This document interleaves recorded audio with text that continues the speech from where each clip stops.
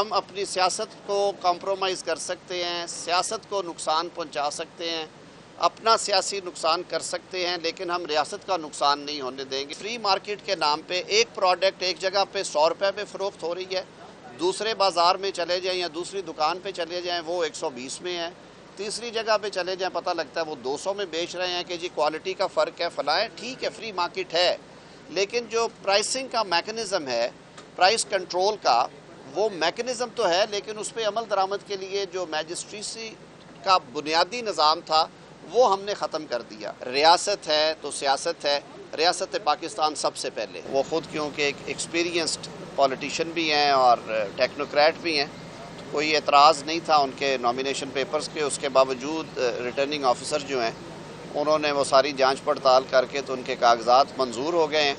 اب 2 اپریل کو انشاءاللہ العزیز نیشنل اسمبلی جو ہے وہ اسلام آباد کیپٹل ٹیریٹری کی دونوں نشستیں، ٹیکنوکریٹ کی نشست اور جنرل نشست کے اوپر فیصلہ کرے گی کہ کون سے 2 جو امیدواران ہیں وہ کامیاب ہوں گے قومی اسمبلی کے ووٹوں سے۔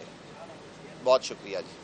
Thank you. جو مہنگائی کا طوفان ہے، حکومت اس کو کس طرح روکے گی؟ بجلی کے بل ہے، باقی چیزیں ہیں، تو قوم نے جو دوسرے لیگ گروپ کو مینڈیٹ دیا ہے تو اس حوالے سے کیا کہیں گے؟ دیکھیے جی، وزیر اعظم شہباز شریف صاحب نے الیکشن کے رزلٹ کے بعد سے لے کے حکومت سازی کے جب معاملات چل رہے تھے تو اس دوران بھی وہ چین سے نہیں بیٹھے اور انہوں نے ملٹیپل میٹنگز کی مختلف سٹیک ہولڈرز کے ساتھ، ایکسپرٹس کے ساتھ، اپنے پارٹی کے رہنماؤں کے ساتھ، اور سب سے زیادہ جو ان کا ایمفسس ہے، جو ان کا اس وقت زور ہے وہ معیشت کے اوپر ہے۔ آپ کو اگر یاد ہو کہ جب انہوں نے آج سے تقریباً 2 سال پہلے وزارت عظمیٰ سنبھالی تھی تو انہوں نے اپنی پہلی تقریر میں یہ کہا تھا کہ ملک کو آج میثاق معیشت کی ضرورت ہے، اور ان کی اس بات کا مذاق اڑایا گیا۔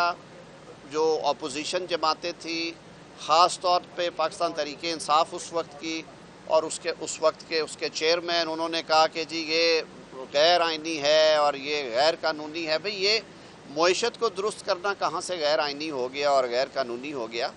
آپ کی سیاست اس وقت تک ہے جب تک ریاست پاکستان ہے، اور پاکستان مسلم لیگ اس نعرے کے ساتھ آگے بڑھتی رہی ہے کہ ہم اپنی سیاست کو کمپرومائز کر سکتے ہیں، سیاست کو نقصان پہنچا سکتے ہیں، اپنا سیاسی نقصان کر سکتے ہیں، لیکن ہم ریاست کا نقصان نہیں ہونے دیں گے۔ اور اسی لیے وزیر اعظم شہباز شریف نے قائد محترم میاں محمد نواز شریف صاحب کی قیادت میں یہ نعرہ لگایا کہ سیاست نہیں ریاست۔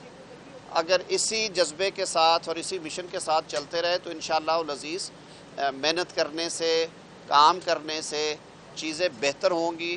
اس دفعہ اور بہتر خبر یہ ہے کہ پنجاب کے عوام نے پاکستان مسلم لیگ نون کو مینڈیٹ دیا ہے، وہاں پہ ہماری نئی قیادت جو ہیں محترمہ مریم نواز شریف صاحبہ، وہ دن رات ایک کیے ہوئے ہیں۔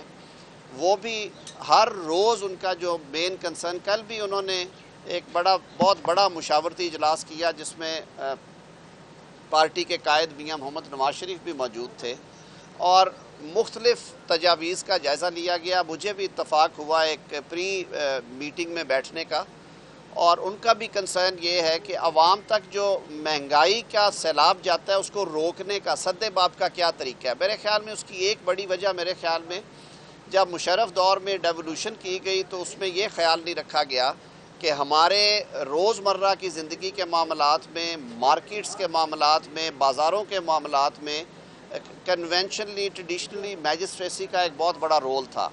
ہم نے جب وہ نظام ہی ختم کر دیا اور اوور نائٹ اسے ختم کیا بغیر یہ سمجھے ہوئے کہ اس کے نقصانات کیا ہوں گے، تو اس کا بھی ایک بہت بڑا امپیکٹ آیا۔ آپ دیکھ لیں فری مارکیٹ کے نام پہ ایک پروڈکٹ ایک جگہ پہ 100 روپے پہ فروخت ہو رہی ہے، دوسرے بازار میں چلے جائیں یا دوسری دکان پہ چلے جائیں وہ 120 میں ہے، تیسری جگہ پہ چلے جائیں پتہ لگتا ہے وہ 200 میں بیچ رہے ہیں کہ جی کوالٹی کا فرق ہے فلاں ہے۔ ٹھیک ہے، فری مارکیٹ ہے، لیکن جو پرائسنگ کا میکنزم ہے، پرائس کنٹرول کا، وہ میکنزم تو ہے لیکن اس پہ عمل درآمد کے لیے جو میجسٹریسی کا بنیادی نظام تھا وہ ہم نے ختم کر دیا۔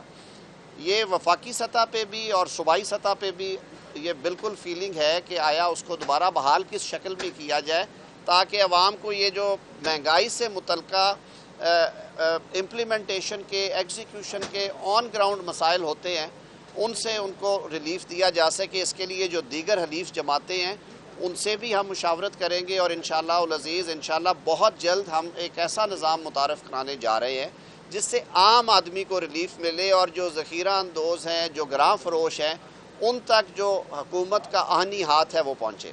مہربانی، شکریہ. بہت شکریہ. اس مارچ کے حوالے سے ایک چھوٹا سا پیغام دے دیجیے گا. سمر ٹی وی آپ سب کا دین ہے، اس مارچ کیا یاد کراتا ہے؟ دیکھیں جی، یہ جو ہمارے قومی دن ہیں یہ ہمیں یاد دلاتے ہیں کہ یہ ملک کتنی قربانیوں کے بعد حاصل کیا گیا اور یہ عہد کرنے کا دن ہوتا ہے کہ ہم بحیثیت پاکستانی ایک ہو کر اس ملک کو آگے بڑھنے کے لیے اپنی محنت اور کوشش کریں. جو بات میں نے پہلے کی ہے، ریاست ہے تو سیاست ہے، ریاست پاکستان سب سے پہلے. بہت شکریہ.